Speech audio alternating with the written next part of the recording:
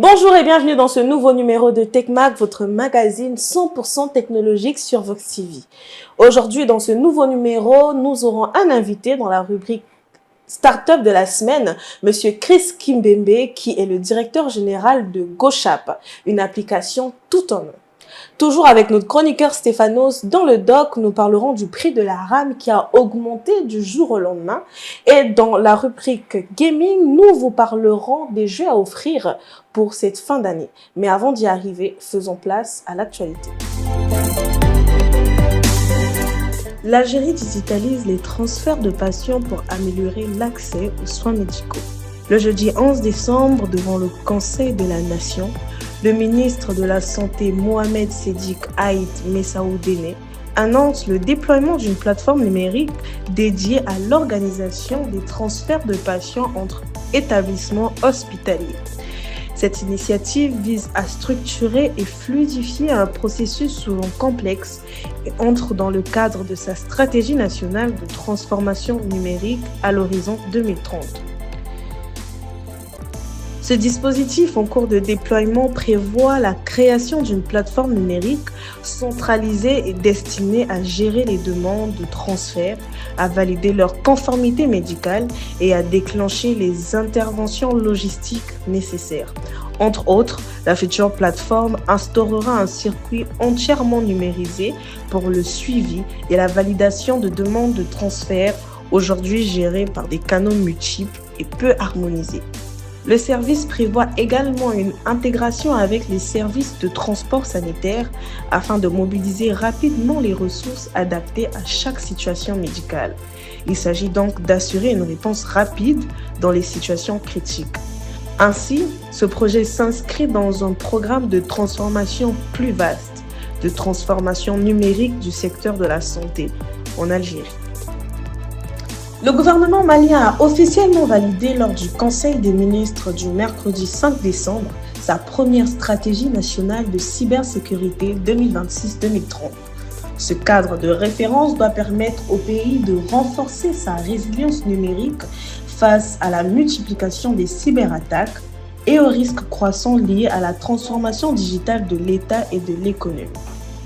Le 9 décembre 2025, la présidente de la Commission électorale nationale éthiopienne a annoncé lors d'un point de presse détaillant les préparatifs du scrutin pour la toute première fois l'inscription numérique des électeurs et des candidats à l'occasion de ces 7e élections générales prévues le 1er juin 2026.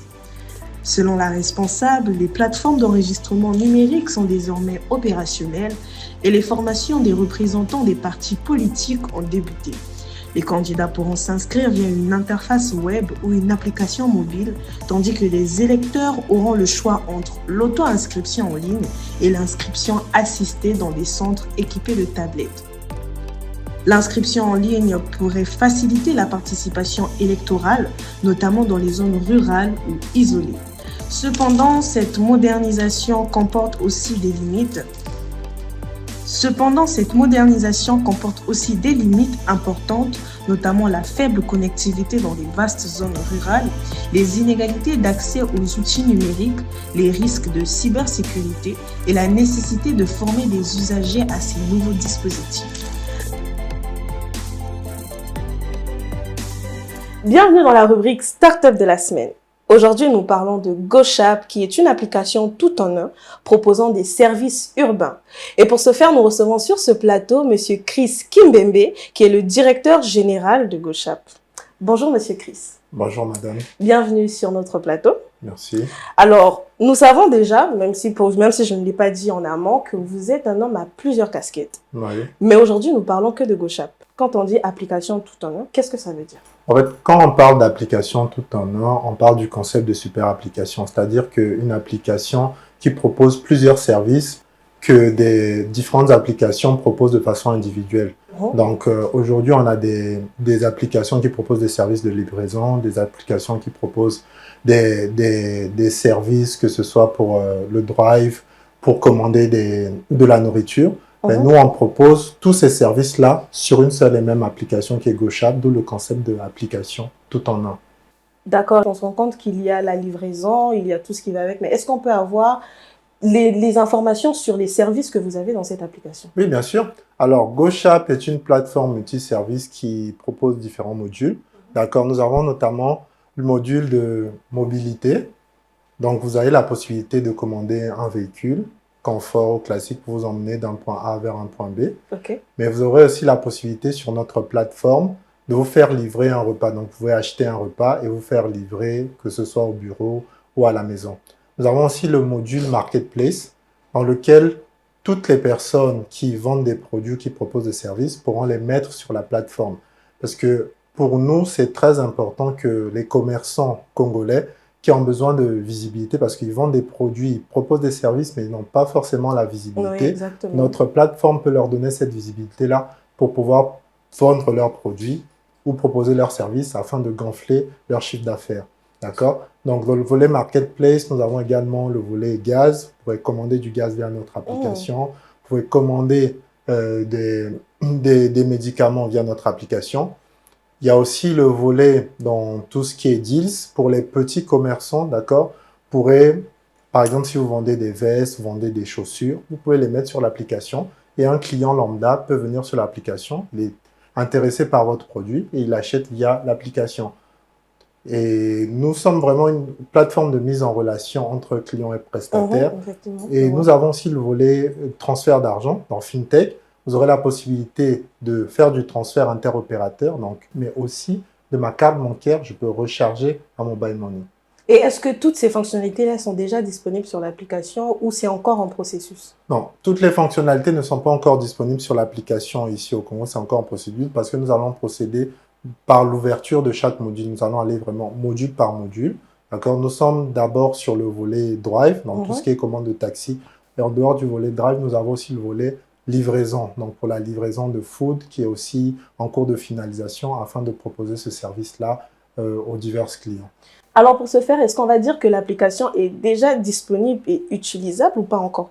Si, l'application est déjà disponible, le volet Drive est déjà disponible, bien qu'on fasse test. Et dans les jours à venir, le volet livraison aussi de repas sera déjà disponible. Les gens pourront déjà acheter des repas et commander sur l'application. D'accord. Revenons sur le service où il y a des vendeurs et il y a des acheteurs. Moi, je dirais que c'est un service un peu de B2C. Ok. Comment est-ce que moi, aujourd'hui, vendeur, je peux dire, je vends, je sais pas, des vêtements, comme vous avez dit, des vêtements. Comment je fais, moi, pour venir chez GoShop pour commencer à travailler en collaboration avec vous? Quelles sont les clauses qu'il faut? D'accord. Alors, pour un vendeur lambda ou bien quelqu'un qui est dans l'informel, c'est très facile. Il lui suffit juste de télécharger l'application parce que l'application est disponible sur Play Store ou sur App Store. Il télécharge l'application GoShop, il crée son profil.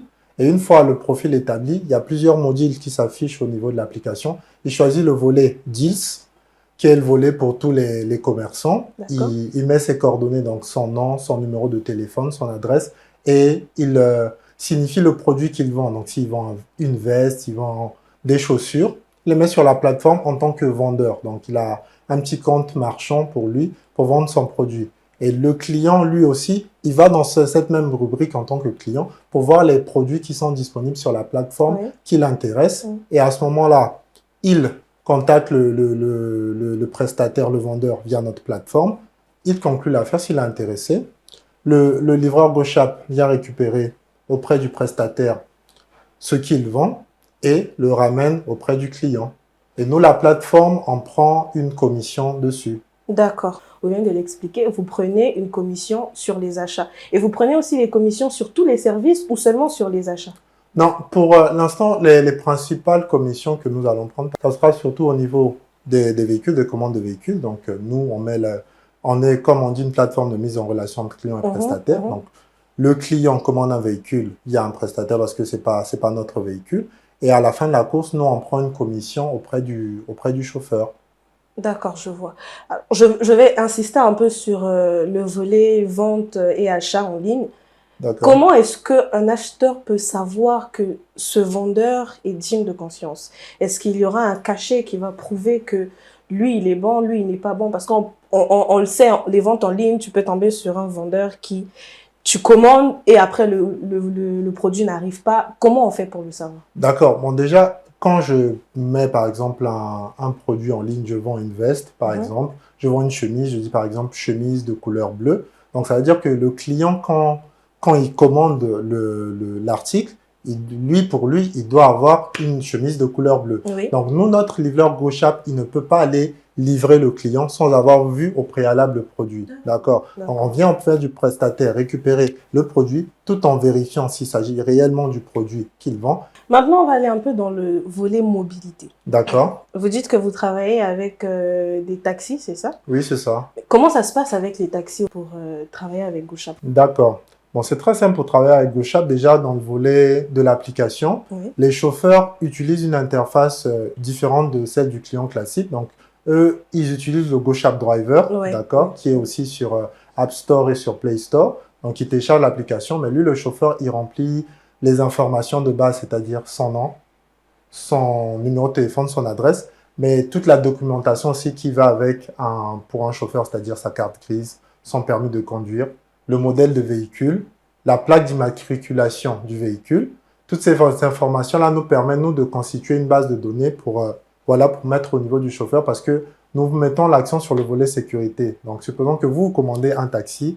Quand vous le commandez, le chauffeur qui accepte la course, vous avez tout de suite toutes les informations nécessaires le concernant, c'est-à-dire son nom, son numéro de téléphone, mais aussi le modèle du véhicule et, comment je veux dire, le modèle de véhicule et sa plaque d'immatriculation. Donc, quand un chauffeur arrive, vous êtes sûr que c'est celui-là que vous avez commandé exactement. D'accord, je vois. Bon, on revient un peu dans le cadre de la technologie parce qu'on est quand même sur TechMag. Ok. Je vais aller dans le sens de la protection des données. Ok. Aujourd'hui, je suis un client. Forcément, je vais donner mes informations, je donnerai mon adresse et tout ce qui va avec. Qu'est-ce qui me garantit, moi, la protection de mes données sur votre application? D'accord. Donc, nous, l'aspect sécuritaire est vraiment primordial parce qu'on sait que c'est une plateforme qui, déjà, on est déjà dans d'autres pays et on a quand même beaucoup de flux de personnes qui utilisent notre application. Et pour nous, les données, c'est quelque chose de vraiment prioritaire. Donc, on met vraiment l'accent là-dessus. On a toute une équipe technique qui gère à la préservation des données de tous nos clients, que ce soit leurs adresses, leur nom, leur numéro de téléphone, que ce soit pour les clients et pour les prestataires. Et nos outils que nous utilisons sont des outils très performants et qui sont toujours à la longue mise à jour. Donc, nous veillons vraiment à la sécurité des données de nos clients, mais aussi à la sécurité des données de tous les prestataires qui utilisent notre plateforme, mais surtout des clients. Donc, aujourd'hui, vous nous garantissez que et les prestataires et les clients, leurs données seront bel et bien protégées. Exactement. D'accord. Alors, vous nous parlez de prestataires qui viendront vendre leurs services sur votre application, mais est-ce que GoShap a pour vocation plus tard, parce que vous venez de commencer, plus tard d'avoir ses propres services où vous allez vous-même vendre des produits? D'accord. Bon, nous, le concept de GoShap à la base, c'est vraiment de mettre en lumière les acteurs locaux, d'accord? Donc, tous les artisans, tous les commerçants, comme je vous l'ai dit, qui ont besoin de visibilité. Nous, on veut promouvoir leurs produits et le service au travers de cette plateforme. Donc, nous sommes vraiment axés sur ça pour permettre une dynamisation de notre économie locale, mais permettre aussi à toutes ces personnes-là d'avoir un complément de revenus et voire même d'augmenter leur chiffre d'affaires. Donc, vous êtes vraiment que dans le B2C? Nous, c'est vraiment, là-bas, nous sommes vraiment dans l'optique d'être, comme je vous l'ai dit, une plateforme de mise en relation entre le client et les prestataires. Nous n'avons pas nos propres produits et pas nos propres services. Nous mettons juste les deux en relation. Est-ce que GoShap est congolais? GoShap est une plateforme togolaise, d'accord, qui est basée au Togo parce que nous sommes déjà au Togo, au Burkina, au Niger, et le Congo, c'est le premier pays d'Afrique centrale. D'accord, ok. Mais GoShap, c'est une plateforme panafricaine conçue par des Africains et pour les Africains.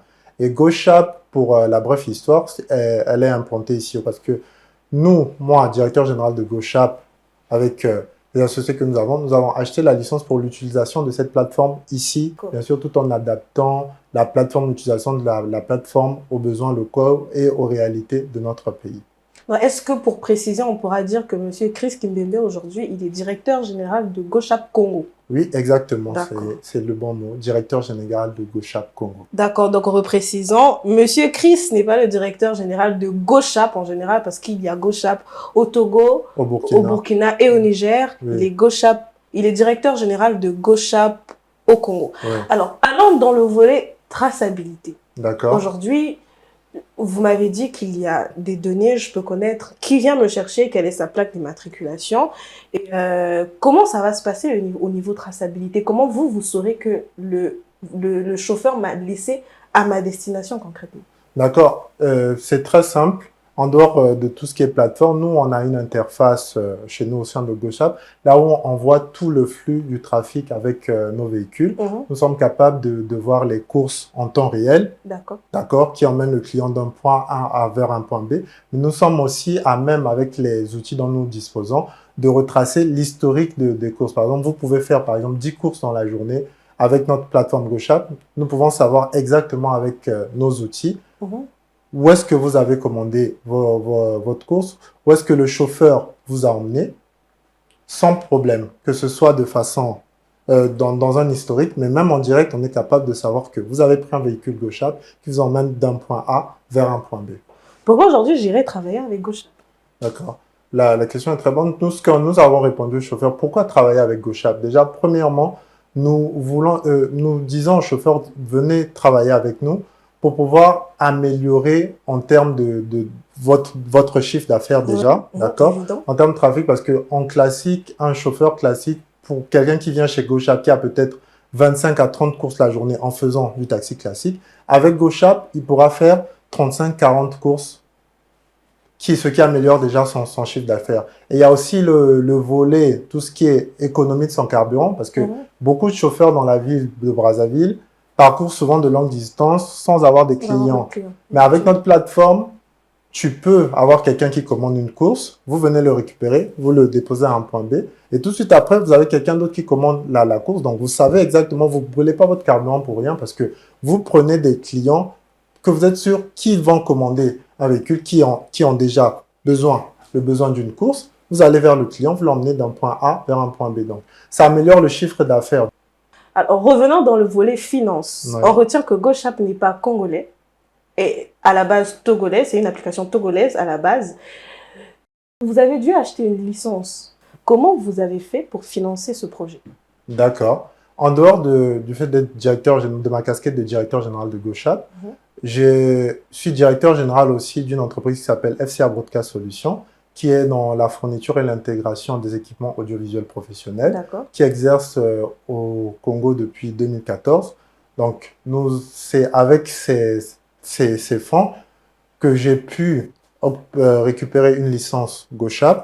Et en dehors de moi qui suis directeur général, ma personne, j'ai également des actionnaires minoritaires qui ont mis aussi de l'argent qui ont cru au projet et qui m'accompagnent dans le déploiement de GoShop ici au Congo. Donc, on retient que c'est votre financement pour votre entreprise, qui vient de votre entreprise. Exactement. Et aussi des partenaires qui sont avec vous. Oui, exactement. Alors, merci beaucoup, Monsieur Chris, d'avoir été avec nous sur ce plateau. Merci à vous. On se dit à bientôt. À bientôt. Et merci à vous. Et à présent, on se retrouve dans la rubrique Doc de la semaine. Aujourd'hui, avec notre chroniqueur Stéphanos, nous aborderons deux sujets. Le premier, nous parlerons de la RAM. Depuis 2024, le prix de la RAM a augmenté de façon extraordinaire. Et depuis le mois passé, les prix ne changent pas. Au contraire, ils ne font qu'augmenter. Alors Stéphanos, qu'est-ce que tu peux nous dire à propos de ça? Tout d'abord, bonjour à toi Gloria. Bonjour Stéphanos. Et bonjour à vous tous et à vous toutes qui nous suivez sur Vox TV. Alors aujourd'hui, c'est vrai qu'on va parler d'un élément que peu de gens savent parce que pour avoir ces informations, il faut s'intéresser à la tech. Pour bien comprendre qu'est-ce qui se passe. C'est vrai qu'en 2024, vers fin 2024, une hausse des prix de la RAM a été enregistrée. Mais jusque-là, on se disait, bon, ça passera et tout. Depuis novembre, c'est la folie. Toutes les RAM tous les plus gros producteurs de RAM sont en train d'augmenter leur prix à cause, en général, d'une société que tout le monde connaît dans le secteur du gaming ou dans le secteur de l'entrepreneuriat. Il s'agit de la marque Nvidia. Mais qu'est-ce qui se passe? Pourquoi Nvidia, du jour au lendemain, augmente les prix de la RAM? Alors, oui, c'est à cause d'Nvidia, mais pas que. Ah, ok. On y va doucement. Quand on est en train de parler de RAM ici, on parle de RAM d'ordinateur de base, principalement. Ouais. On va aller un peu plus en profondeur au fur et à mesure. Donc, aujourd'hui, tu sais qu'avec Windows 11, quand tu as une machine, il te faut une bonne RAM pour que ça tourne. Effectivement. Et n'oublions pas que le mot IA aujourd'hui est utilisé à toutes les sauces. Ouais. Bien. Jusque-là, on est clair. Si tu as remarqué, au fur et à mesure les processeurs sont en train d'augmenter, les ordinateurs qui sortent commençaient à avoir de moins en moins de 8 Go de RAM. Et de plus en plus de 16 ou 12 Go qui apparaissaient. Oui, ça c'est vrai. Le problème, c'est que vu qu'aujourd'hui, la demande en intelligence artificielle a augmenté, voire même explosé, vous avez ChatGPT, Claude et autres, ça fait que les processeurs de calcul ont besoin de plus en plus de ces RAM pour pouvoir plus tourner, et du coup, la demande est exponentielle. Ça veut dire qu'au niveau des lignes de production, c'est un peu plus compliqué. Donc, du coup, ça va faire qu'au niveau des producteurs, comme les Dell, comme n'importe quelle autre marque PC, auront plus de mal à intégrer dans leur milieu de gamme les RAM de 16 Go. Ils peuvent pas. Parce que s'ils essayent, ils perdront de l'argent. Oui, bien sûr. Donc là, la compagnie est obligée d'augmenter les prix pour les hautes gammes et pour le milieu de gamme, de revenir sur du 8 Go. En le faisant, on peut essayer de maintenir un peu un prix, on va dire moyen, qui fera que tout le monde puisse utiliser sa machine. Sauf que c'est là où se trouve le piège. C'est clair. Je vous explique. Peu de gens savent, mais en général, lorsqu'on passe sur Windows 11 et qu'on allume sa machine et tout, 4 Go sur les 8 Go est utilisé par le système d'exploitation. Donc déjà là, vous êtes balle barré. C'est-à-dire qu'il ne reste que 4 Go pour faire quoi que ce soit. Or, nous savons très bien que les logiciels que nous utilisons aujourd'hui sont de plus en plus gourmands. Même s'il s'agit que de la suite Office de 2007 n'est pas la même que celle d'aujourd'hui. Oui, clairement. Donc ça fait que votre machine tourne encore un peu plus lentement. Et si vous rajoutez maintenant des intelligences artificielles, ChatGPT ou autres, vous avez juste l'impression que vous tapez quelques requêtes, mais vous ne vous rendez pas compte que vous consommez la RAM. Et du coup, ce qui fait que la machine crache. Donc aujourd'hui, on peut dire clairement que payer un milieu de gamme ou même un entrée de gamme n'est pas forcément... C'est pas une bonne idée. Exactement. Donc le meilleur, c'est de partir sur une catégorie un peu plus haute. Ça coûte cher, néanmoins, tu sais que tu peux respirer. Il faut serrer la ceinture, quoi. Malheureusement, oui. Il faut que ta machine ait au moins 16 Go de RAM pour pouvoir tourner un peu.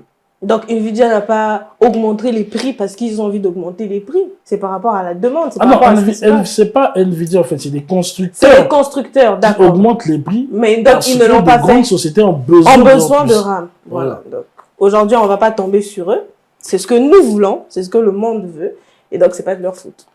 Bon, oui et non. Parce que tu veux ou non, aujourd'hui, je reprends toujours le cas de Nvidia. Nvidia est une société qui a fait plusieurs dizaines de milliards de profits récemment. Et tout ça est dû au fait que la demande en intelligence artificielle a explosé. Beaucoup de cartes graphiques sont des Nvidia et qui sont utilisées dans le monde. Dans le monde, Aussi bien dans le secteur de l'intelligence artificielle que dans le secteur du gaming. Et n'oublions pas qu'aujourd'hui, le gaming est le secteur numéro 1. Devant le cinéma et autres. Donc, imagine les productions de jeux vidéo qui se font, où on a besoin d'une bonne carte graphique sur la machine pour que ça tourne. Combien ils en vendent? Donc, les gars, voilà quoi. Ça va avec, hein. Ça va avec. Oui. Maintenant, après, ça, c'est quand on reste dans cette partie-là. Mais si on va plus loin, toujours dans le cas de l'IA, les sociétés comme les Microsoft et autres ont besoin de ces puces pour travailler. Bien Donc, sûr. du coup, la demande qu'ils vont faire d'achat pour obtenir ces puces, elle sera exponentielle. On comprend, en fait. Oui, en fait, tout ça, ça fait qu'au fur et à mesure, les prix ne font qu'augmenter. Parce qu'en fait, ça devient comme un genre d'enchère ou de surenchère. Oui, aujourd'hui, moi, je suis Microsoft, j'ai besoin de 4000 puces pour que tous mes machines, mes serveurs, parce qu'en fait, c'est dans des serveurs que ça se passe, pour que mes data serveurs puissent fonctionner normalement. Il me faut par exemple 4000 puces RAM, ce que tu veux. Et puis, voilà quoi, je te mets 200 millions. Ah non, moi c'est X, j'ai besoin de 5000 puces, mais je double le prix. Ah là, les gars. Là, ce sont les enchères, quoi. Ah ben c'est parti. Le plus fort là gagne. C'est parti. Donc en fait, avec tout ça, on retient qu'aujourd'hui, pour avoir un bon ordinateur, surtout dans les années à venir, il va falloir dépenser. C'est quand même triste à dire, mais malheureusement, jusqu'à ce que cette crise se calme, donc en fait, cette Moi, je pense même qu'il s'agit d'une bulle Internet concernant l'IA. C'est une bulle IA qui est en train de se produire. Oui, oui. Parce qu'on a toutes les sauces. Jusqu'à ce que cette bulle se calme, il faudra préparer sa poche pour avoir un bon ordinateur. Mais donc, ça veut dire que l'ordinateur le moins cher, c'est maintenant qu'il faut l'acheter. C'est maintenant qu'il faut l'acheter, oui, Ouais. effectivement. Mais est-ce que tu penses que vraiment tout ceci va s'arrêter un jour? Parce qu'on est dans un monde où je pense qu'on aura toujours et forcément besoin de l'IA. Alors, merci d'avoir posé cette question qui est extrêmement importante. Pourquoi? Tout simplement parce qu'aujourd'hui, nous sommes encore dans le début d'une révolution. D'accord? Le terme IA, j'ai déjà fait une vidéo comme ça sur YouTube, existe depuis très longtemps. Mais l'application de l'IA est vraiment rentrée en compte à partir de 2020. Oui, oui. Et donc, ça fait à peine 5 ans que le monde découvre les choses. L'IA la plus utilisée, c'est ChatGPT. Oui. Pour un peu tout. Mais au fur et à mesure, ça modifie la manière, le mode de vie des gens. Aussi bien à l'école, au travail, que dans dans la vie beaucoup de d'autres tous les choses. jours. Exactement. Donc là, nous sommes encore qu'au début de l'apprentissage de l'IA. Ça veut dire que d'ici quelques années, 5 à 10 ans de plus, l'utilisation de l'IA va devenir quelque chose de normal. Trouver des robots ou des stations qui nous expliqueront des choses de manière robotique, comme on a vu dans des films de l'époque, deviendra une réalité. C'est à partir de ce moment-là que on oubliera ce qui s'est passé maintenant. Et du coup, bien sûr, les prix de toutes ces histoires Vont baisser. vont baisser. Parce qu'en fait, les chaînes de production seront déjà adaptées. Et au fur et à mesure, ben, ça va tourner. C'est comme ça. Au début, il y a une forte demande. Les producteurs sont déboussolés. Oui, Ils sont oui, obligés oui, oui. de maximiser les différentes chaînes de production pour pouvoir produire plus de puces afin d'aider les différentes entreprises qui ont besoin. Et à chaque fois, ils doivent penser à recréer des nouvelles puces ou des nouvelles RAM qui soient plus performantes. Actuellement, nous sommes au niveau des DDR5. On doit passer au niveau des DDR6 qui seront encore beaucoup plus rapides et surtout plus intelligentes. Parce qu'en fait, les RAM de maintenant, quand vous les utilisez, c'est plus comme les RAM de l'époque. En général, et je pense que je sais que j'ai raison. Les RAM, oui, je sais que j'ai raison. Non, c'est pas par orgueil ou quoi que ce soit, mais on peut vérifier sur Internet. Allez-y, il n'y a pas de souci. Les RAM de maintenant ont maintenant des dissipateurs thermiques incorporés. Ça fait que lorsque la machine chauffe trop, la RAM, fait son boulot. Alors qu'à l'époque, quand tu avais ta RAM simple, tu utilisais, quand ça crame, tout crame, c'est fini. Tout crame, tout crame. Là, c'est plus trop le cas. Donc, c'est-à-dire que plus tard, on aura encore d'autres types de RAM qui ont encore d'autres. C'est au fur et à mesure que les choses changent. Voilà. Mais les prix actuels, bon, comme vous avez compris, c'est par rapport à, surtout, je pense, une saturation du marché. Oui, oui, c'est voilà. ça. Donc, c'est un peu compliqué actuellement. Donc, n'ayons pas peur, parce qu'on est tous dans le même bateau. N'ayons pas peur, ça va passer. Mais, comme l'a dit Stéphano, c'est une très bonne idée. C'est le moment d'acheter vos ordinateurs portables. Parce que bien après, d'ici 2026, ça ne sera pas très évident pour avoir des bons ordinateurs portables. À présent, Stéphano, parlons de Xiaomi Motors. Il y a quelque chose qui se passe, c'est que ils étaient à l'électrique et aujourd'hui, la marque a changé de camp. Qu'est-ce qui se passe? Alors, oui et non. Ok, d'accord. Non, t'inquiète. Alors, qu'est-ce qui se passe?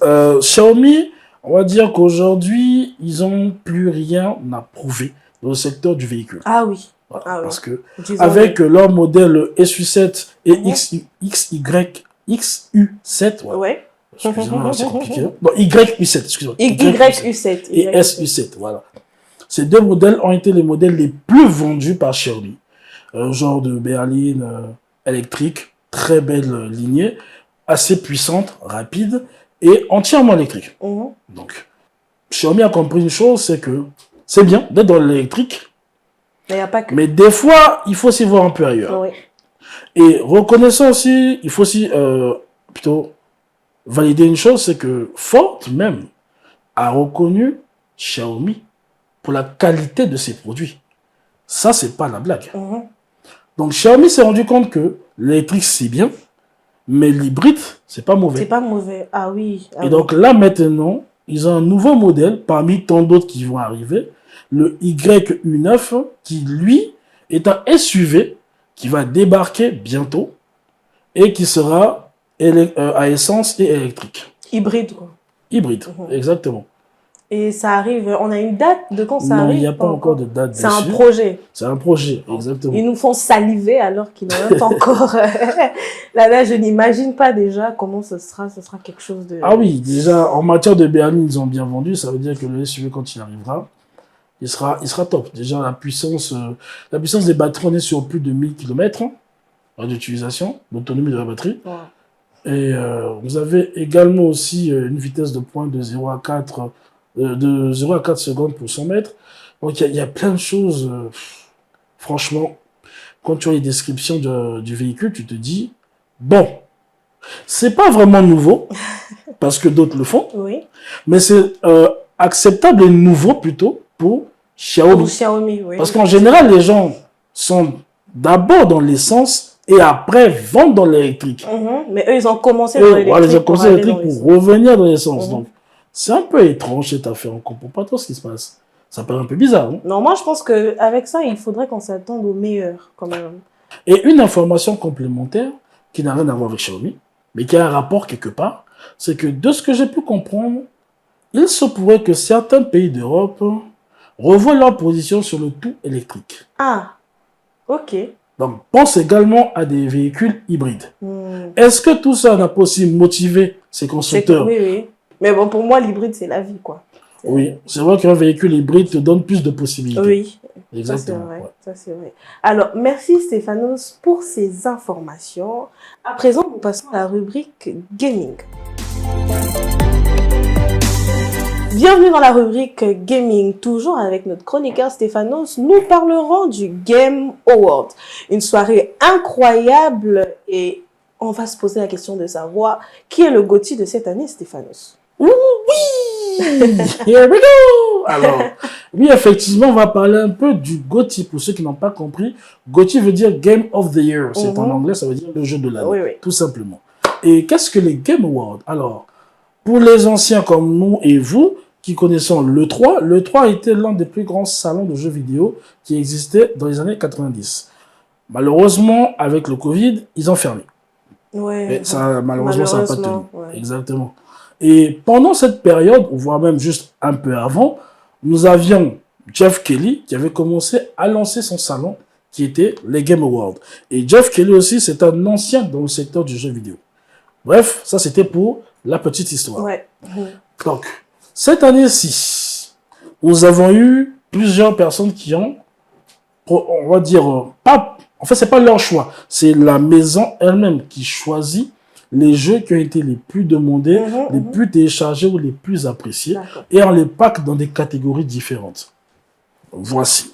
Dans la catégorie Game of the Year, nous avions Clair Obscur Expedition 33, Death Stranding 2, Donkey Kong Bonanza, Hades 2, Kingdom Come Deliverance 2 et Hollow Knight Singing Song. Et le grand gagnant est donc que... And the Game of the Year is...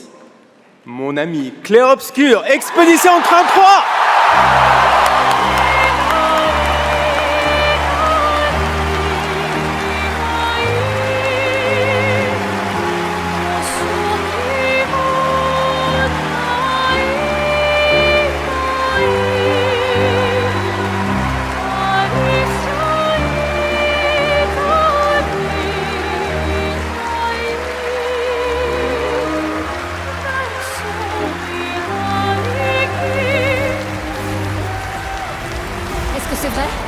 Maël est avec lui. On doit y aller. Vite!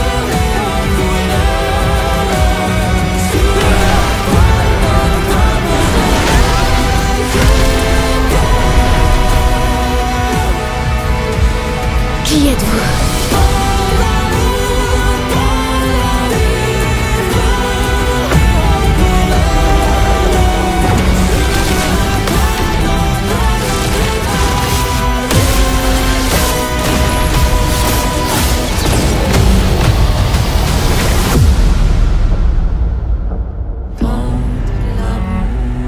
Ça peut sembler absurde de t'offrir le néant comme récompense, mais... Clair Obscur. Je m'attendais à King Kong. Ah, tu attendais à King Kong, moi. À Donkey Kong, hein? Oui. C'était impossible. Tout simplement parce que Clair Obscur a remporté 9 trophées pendant cette... Waouh. Eh oui, pendant cet événement, ils ont remporté plus de 9 trophées. C'est pas petit. C'est pas petit, c'est énorme. Ça. Exactement. N'oublions pas en plus que c'est leur premier jeu. Le premier jeu. Ouais. Exactement. Tu vois, Ils ce ont sont fait des fort. anciens d'Ubisoft qui sont partis, qui ont monté leur studio, ce sont tous des Français. Et ils ont sorti leur premier jeu, Clair Obscur. Mais est-ce que c'est pas un piège? Parce que après, pour faire quelque chose de mieux, souvent. Ah non. Bon, c'est quand même des C'est- anciens d'Ubisoft aussi. Oui. Mais en fait, le problème, bon, pas le problème, plutôt que ce qui est là, c'est que c'est un grand honneur déjà de pouvoir recevoir un prix aussi prestigieux. Oui. Mais là, vous en avez 9, donc Mhm. ça prouve que vous Que avez vous un êtes, certain niveau. oui. Et hormis cela, cela doit vous mettre la confiance ainsi que la pression nécessaire Oui, pour faire pouvoir mieux toujours après. faire mieux après. Oui, oui. Oui. Oui. Parce que là, en fait, c'est le deuxième studio français à remporter le jeu de l'année 2 années consécutives. Voilà. Mhm. Et ça, c'est quand même assez fort. Ah, mais là, les Français. Bien sûr. Je vais m'arrêter là. Et franchement, en tout cas, il y a beaucoup de choses qu'on peut dire dessus. C'est un jeu qui est très beau. Actuellement même, voilà, pour ceux qui verront cette vidéo, avant le 5 janvier, le jeu est en promotion sur Epic Game Store. D'accord. Vous pourrez l'avoir autour de 28 €. Et disponible sur quelle plateforme déjà? Epic Game Store, Steam, PS5, Xbox Series. Voilà. D'accord. Mhm. Donc, pour Actuellement, tous c'est- ceux qui ont ces consoles-là, vous êtes les bienvenus, voilà. Parce qu'en fait, Sinon, c'est un peu Nintendo, compliqué. non, ne peut pas. Le jeu est tellement puissant oui, sur oui, Nintendo, ouais, ça ne pourrait j'imagine, même pas. j'imagine. Oui. C'est pas possible. Oui. Vous allez m'excuser, j'aime un peu piqué ceux de Nintendo, je sais pas pourquoi. Ouais, c'est ça. Même pas bien de nous, hein. Team Zelda, on est là, c'est pas grave. Alors, est-ce que tu peux à présent nous proposer des jeux pour les fêtes de fin d'année? Parce que là, on est en décembre, on est en fin d'année. Qu'est-ce que tu peux nous proposer?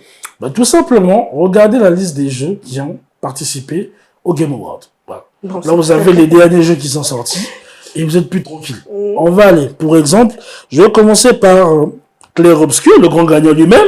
Ça que je Logique. conseille fortement à tout le monde. Allez-y, ce jeu est une masterclass. Il vous plaira. Il est pas vraiment facile à jouer, mais j'en dis pas plus. Vous allez comprendre vous-même pourquoi ce jeu est l'un des jeux qui a le plus marqué l'histoire du jeu vidéo cette année. Wow.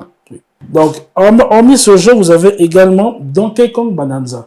Pour ceux qui sont des gros amateurs de Nintendo Switch 2, Donkey Kong Bonanza, c'est le jeu que je vous conseille le plus sur Nintendo. Mhm. Oui, c'est un jeu qui a un gameplay qui est un peu comme celui de Mario Odyssey, mais dans le monde de Diddy Kong, de Donkey Kong. Et pourquoi?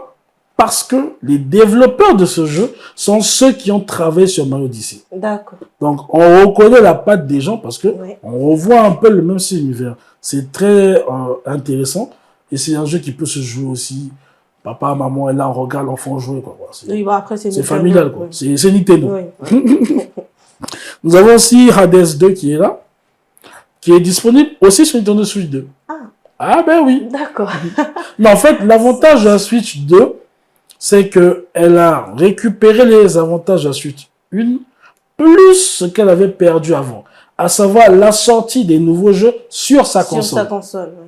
Ce qui n'était plus le cas avant, vu que la Switch 1 n'était pas assez puissante. Oui. Or que celle-ci permet d'afficher des éléments jusqu'en haute résolution.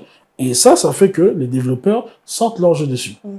Donc, Hades 2, qui était un hack and slash un peu plus complexe que les autres, c'est un die and try, donc tu vas mourir, revenir à chaque fois. Mais l'histoire en elle-même est assez bonne. Et le dernier jeu? Et le dernier jeu que je vais vous conseiller, dans le même style, c'est Hollow Knight Silk Song. C'est un jeu qui était attendu depuis plus de 10 ans. Eh ben. Ouais, conçu par une petite team dont le premier jeu avait explosé. Avait comme pas explosé. possible. Et pour celui-ci, ils se sont dit, écoutez les gars, ça fait longtemps qu'on s'attendait notre jeu. On va pas le faire cher. On le fait le moins cher possible. Waouh. 20 €. Allez, pouf, tout le monde. Bon, je pense que c'est le meilleur cadeau de Noël, là, c'est vous. Hein. À vous de voir. Et lui est disponible également sur toutes les plateformes. Mhm. Oui. D'accord. Donc, voilà notre liste pour les jeux de cette fin d'année. Le Père Noël a fait sa liste. Donc, à vous de voir ce que vous pouvez proposer, ce que vous pouvez donner, ce que vous pouvez acheter. Et je te dis merci beaucoup, Stéphanos. Merci à toi. De toujours être là avec nous. Mhm. Et merci à vous de toujours nous soutenir et d'être avec nous ici. On se dit à très bientôt dans le prochain numéro de TechMag.